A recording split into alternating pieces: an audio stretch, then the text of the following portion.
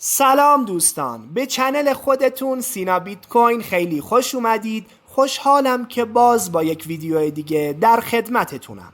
در این ویدیو قراره به سراغ آخرین اخبار و تحولات بازار بزرگ ارزهای دیجیتال بریم. پس تا آخر این ویدیو با من همراه باشید و برای حمایت از چنل خودتون لایک و کامنت و سابسکرایب یادتون نره.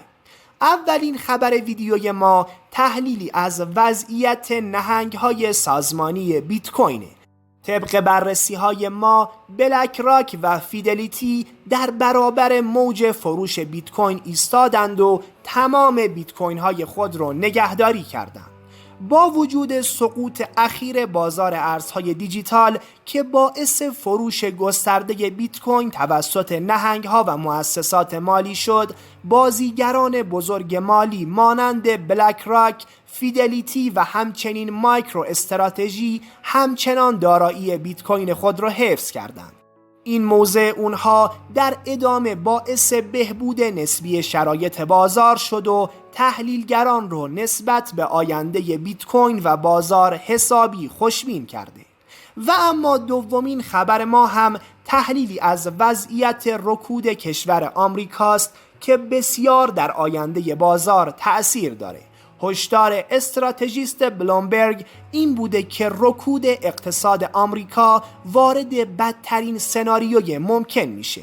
مایک مکگلون استراتژیست ارشد کالایی در بلومبرگ هشدار داده که رکود اقتصاد آمریکا ممکنه در آستانه ورود به بدترین سناریوی ممکن باشه.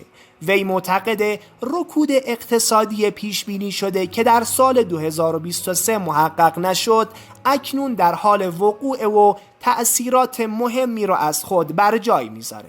مکگلون پیش بینی کرده که قیمت طلا به رکورد جدید $3000 در هر اونس برسه، در حالی که نفت خام میتونه به $50 در هر بشکه سقوط کنه.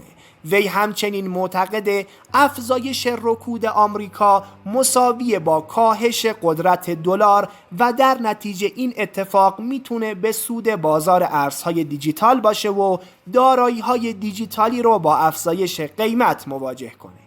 ممنونم که تا پایان این ویدیو همراه من بودید. اگه از این ویدیو خوشتون اومد حمایت یادتون نره و اون رو برای دوستانتون شیر کنید. خیلی زود با ویدیوها و اخبار جدید دنیای بزرگ ارزهای دیجیتال برمیگردیم. پس حسابی مواظب خودتون باشید.